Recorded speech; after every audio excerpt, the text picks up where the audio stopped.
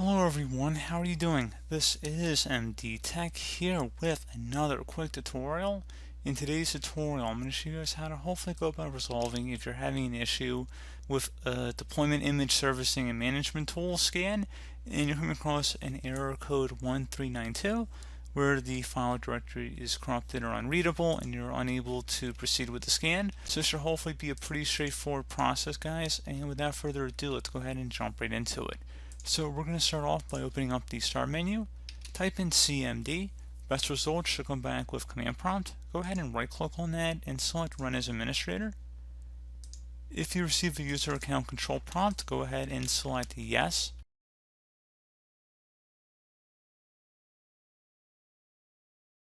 Now I'm going to have a couple commands in the description of the video. The first one is a chkdsk and then space offline scan and fixed. So we're going to go copy that into our clipboard and then go to the command prompt window here, right click on the top bar, select edit and then select paste to paste it in, hit enter and keyboard begin running the scan.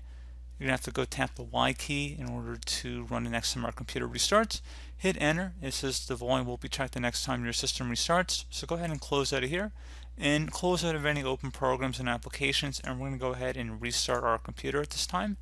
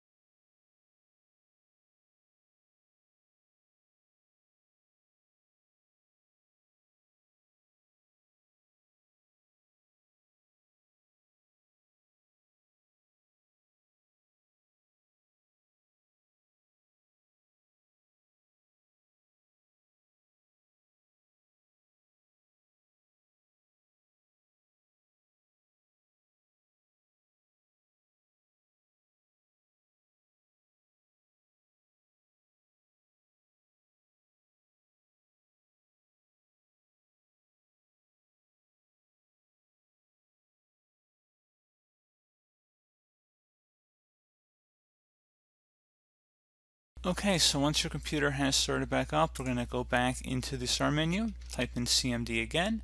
Best result should come back with command prompt. Go ahead and right click on that and select run as administrator. Select yes if you receive a user account control prompt. Now we're going to go paste in the second command, which is an SFC command, so go ahead and paste that in here. Again, SFC and then space / scannow. You could also type it in too. and you're going to hit enter. This will take a couple minutes to run as well, so please be patient.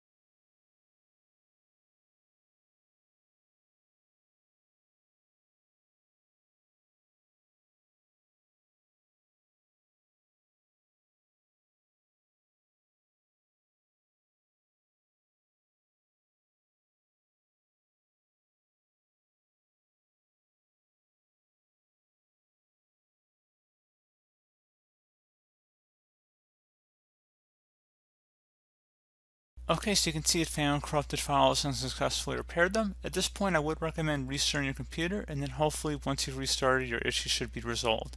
So, as always, thank you guys for watching this brief tutorial. Do hope I was able to help you out, and I do look forward to catching you all in the next tutorial. Goodbye.